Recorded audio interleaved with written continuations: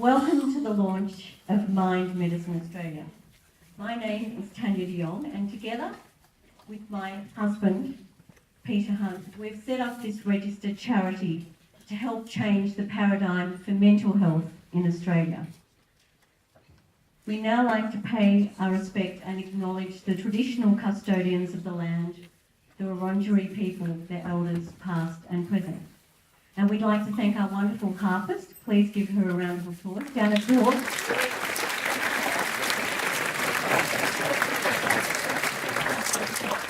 and our artist, Catcher on All. In case you were wondering, I was singing to you tonight.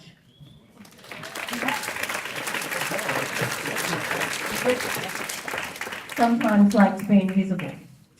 So we're facing the greatest challenge in Australia and globally in mental health. An estimated 1.1 billion people suffering in 2016, and the numbers are rising. This is a global epidemic of depression, loneliness and social isolation, exacerbated by accelerating technology and disconnectedness and increasing fear, uncertainty and change.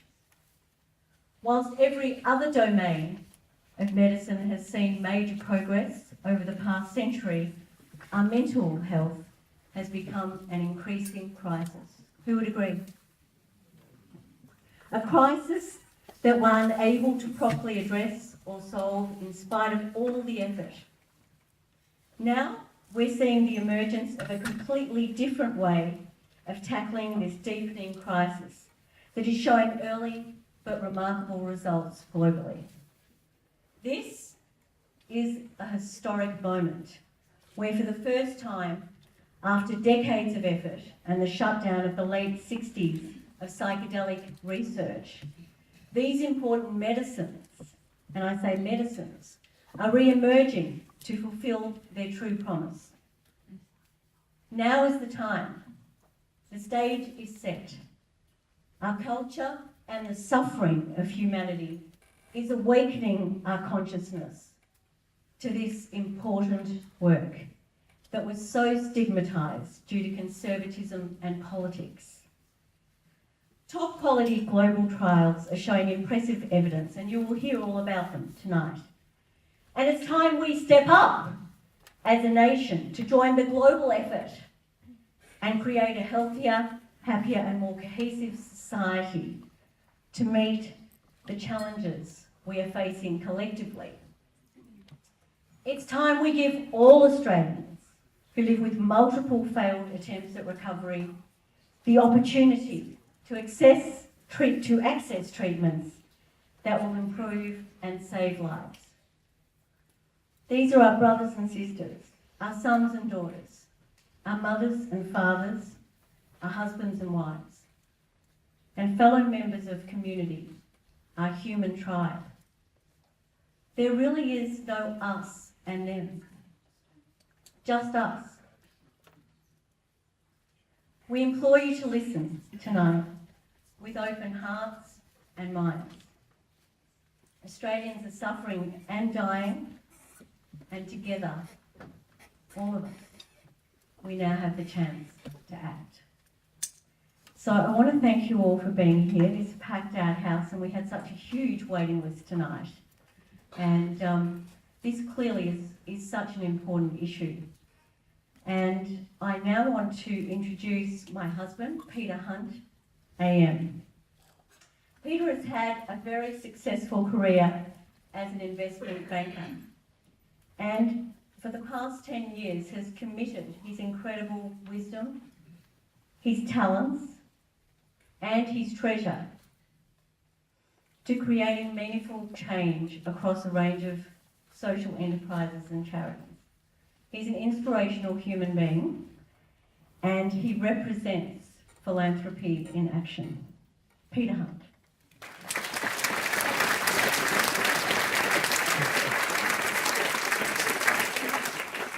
Thank you very much, and it's if I can just add to Tania's, it's wonderful to see you all here and to see the interest in this topic. For those who don't know Tania, she's not only a beautiful singer, but she also has been at the forefront of trying to get this country focused on creativity and innovation. She runs an annual innovation conference, world-leading one. She speaks to companies and to government departments. And she's also, before My Medicine Australia, started 2 charities, one for children and one for disadvantaged people. Let me start by making this observation. There is a massive, massive paradox in Australia today. And it's so big that most of us either don't see it or we choose not to see it. And it's this. We live in one of the wealthiest countries to have ever existed in human history. One of the wealthiest countries in the world today. We spend a huge amount of money on education, health and support payments. We have a massive and world-leading health sector. And yet, as Tania intimated, we have some of the worst mental health statistics in the world. 1 in 5 of us, statistically, has a chronic mental health condition today. So in this audience, statistically, there's probably 80 to 100 people with a chronic mental health condition today. 1 in 2 of us will have a chronic mental health condition in our lifetimes. Mental illness is the leading cause of non-fatal disease in this country, mental illness. We have 200 suicides a day. What more do we need to realise that this is an epidemic? But if those numbers aren't bad enough, if they're not shocking enough, what's even more shocking is those numbers are getting worse. They're not getting better, they're not being turned around. This should be personal for all of us, because either that mental illness is affecting us, or it's affecting somebody close to us that we love and we care for. If we open our eyes and we open our hearts, we can see and we can feel the pain of others right across this country of ours.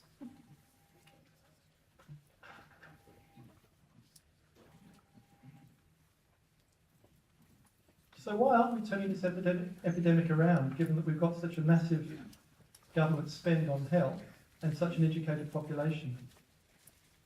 The major reason is that our health professionals simply don't have enough treatment options. So it's no fault on the medical profession, which is not enough treatment options. The main treatment options haven't changed much for decades.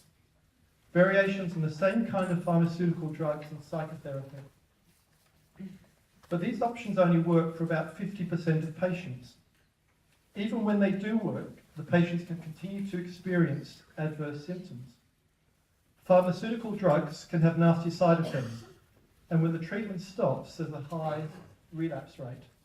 So, time, cost, access, failure rates, adverse side effects, and feelings of shame, they are all treatment barriers to solving this problem.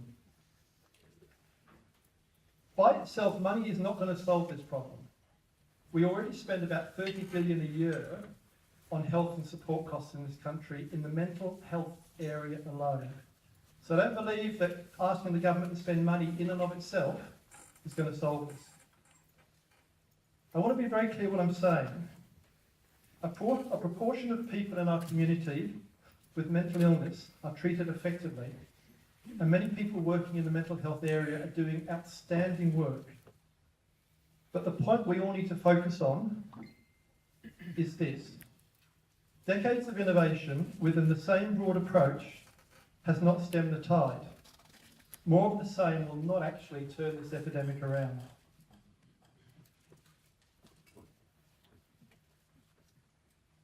To solve entrenched problems, we have to be curious. We have to start by understanding the facts, and then we have to open our minds. We have to start looking at the world differently. If we just look at the world the same way, we will never solve this problem. And this is where this fascinating world of psychedelic medicine, something that Tania and I got into only a few years ago, starts to come to the fore. There are about 100 current and recently completed overseas trials testing the effectiveness of psychedelic-assisted therapy. And by the way, I'm using that term really loosely tonight because I'm including MDMA, which the physicians in this hall will say actually is not a psychedelic. But just for ease of reference, I'm including them both when I refer to psychedelics. Most of those trials are focused on psilocybin for depression many of them for treatment-resistant depression. And and the second area is MDMA for PTSD, one of the hardest mental illnesses to solve. And the results to date of those trials, those clinical trials, have, to say the least, been stunning. So impressive are the results that the American regulator, the Food and Drug Administration Authority, or FDA for short, has granted breakthrough therapy status for much larger psilocybin and MDMA trials. Breakthrough designation is only given where the US regulator has seen evidence to suggest that the therapy may offer substantial improvements over other options for patients with serious or life-threatening diseases. The status means that the FDA will work closely with the sponsor to get the medicine through the approval process. Just earlier this week, Israel approved the compassionate use of MDMA to treat PTSD. Now, if there was ever a country in the world that had big issues with PTSD, Israel would be one of those countries. So what have the authorities done? They've basically jumped in and said that MDMA can be used for people with PTSD even before the clinical trials have been finished, because they can't see other alternatives that could have anything like the efficacy. In all the trials to date, psychedelic medicines have shown themselves to be very safe. So this fear that somehow they're dangerous, in the right clinical setting, they've been shown to be very safe. What is striking to me is the high calibre of overseas universities that have been associated with these trials. You know, just think of universities like Yale, NYU, Chicago, and Johns Hopkins in the US. Think of Cambridge and Imperial College London in the UK. Leading universities. Where are the Australian universities at the moment? Nowhere. They are nowhere in the field. The good news is that the first trial in Australia is likely to start this year using psilocybin-assisted psychotherapy for the treatment of anxiety and depression, often associated with terminal illness. This has been done through a partnership between the Psych-Oncology and Palliative Care Unit of St Vincent's Hospital in Melbourne and the not-for-profit research organisation PRISM, part funded by Mind Medicine Australia and the Vasudhara Foundation. So what is Mind Medicine Australia? What are we trying to do? As Tania mentioned, we're a DGR1 charity. We're focused on promoting the development of psychedelic assisted therapy in this country. We're going to do this in a number of ways. The first thing we're going to do is we're going to provide reliable information to all health system participants.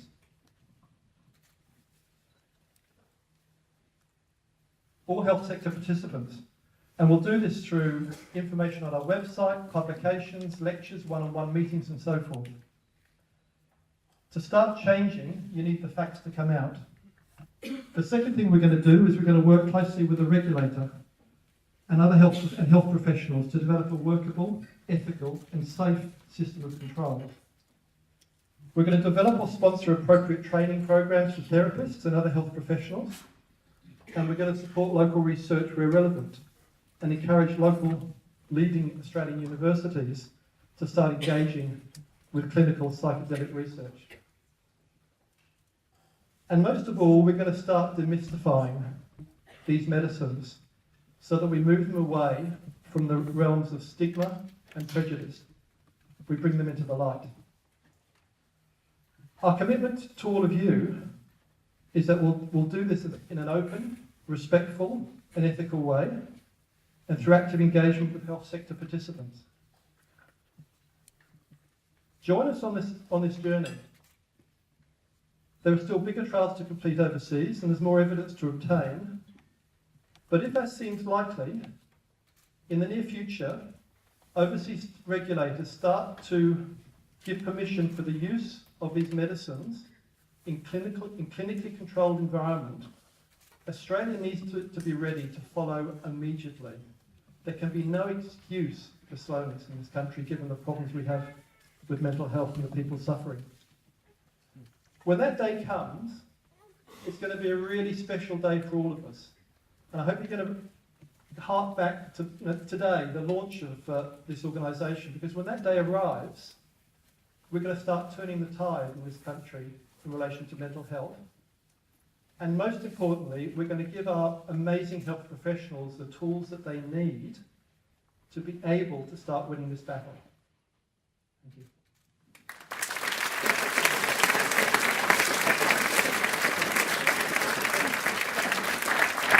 It's only in the last 50 years that we as human beings have actually seen this picture of the Earth from space.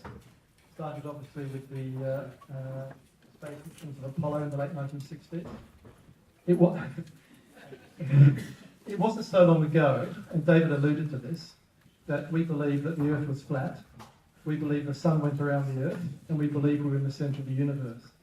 And indeed, if you had the temerity to argue otherwise, you were in prison, tortured, and you risked being burnt at the stake. Now the reason I say that is because the wisdom of today doesn't have to be the wisdom of tomorrow. We advance by actually broadening our minds.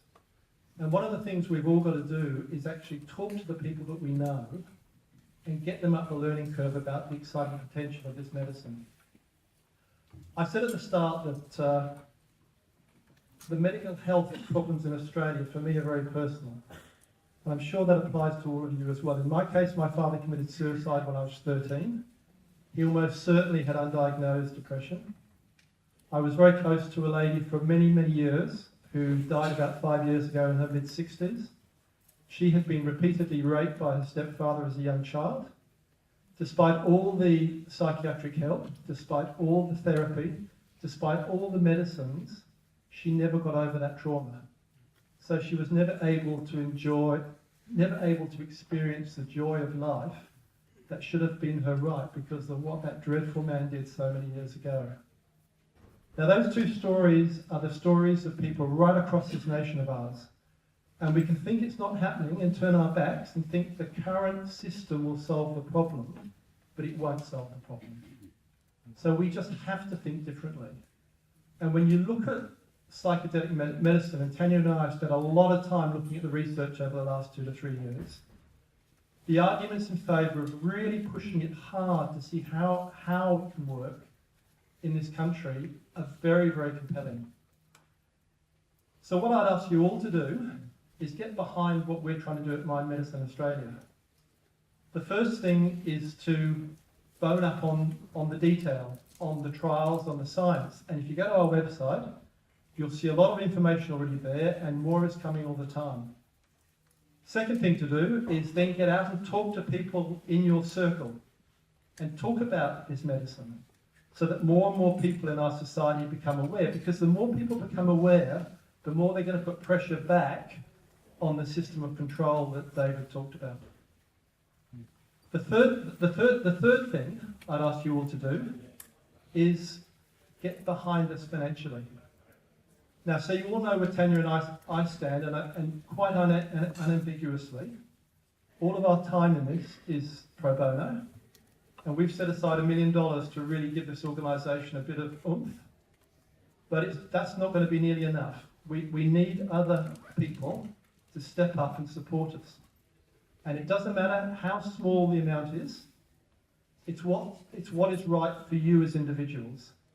What I would ask you to do is just take a deep breath, think about the pain in this country, think about the stupid controls, frankly, we have on freedom in this country, and back us to really make the case to get Australia not just close to the forefront, but at the forefront of the psychedelic renaissance that we're seeing.